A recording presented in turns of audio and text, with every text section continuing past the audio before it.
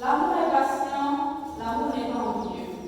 L'amour ne cherche pas son propre intérêt, l'amour ne se réjouit pas de l'injustice. L'amour excuse tout. Waouh! Est-ce que notre année cela est-il toujours d'actualité? Nous irons ce soir à cette découverte par le canal des mots avec cette assertion de vrai amour vécu. Et je le confirme. On aura donc pu jurer, charmant auditoire, chers invités, bonsoir. Le véritable amour est un sentiment d'affection, de passion, d'intimité et d'engagement authentique qu'une personne ressent pour une autre. Et nous en distinguons quatre dans l'amour storgé, l'amour éros, l'amour filial et l'amour agapé.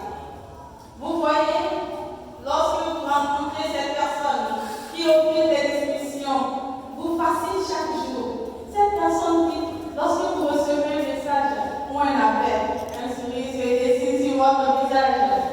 Là, vous êtes sous l'emprise de l'amour éros pour dire romantique. L'amour filial ou amical est une appartenance à un groupe social. Ces personnes sur qui nous pouvons nous reposer quand tout va mal et avec qui on se réjouit dans les bons moments.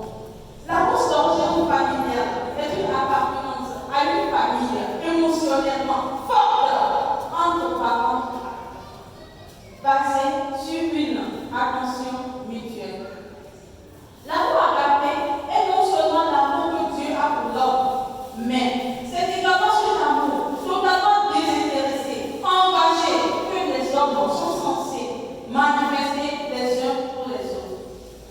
Mesdames et messieurs, l'amour est plus acte que parole. Mais on constate que c'est carrément le contraire.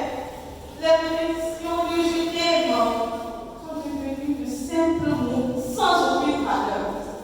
Que vaut une vie sans amour? Sans amour pour les autres?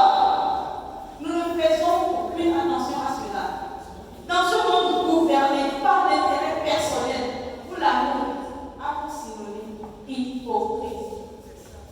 Parler d'amour maintenant, c'est parler d'abord de centre d'intérêt, ensuite d'une quelconque alternative de réussite personnelle, et enfin peut-être de la vie humaine.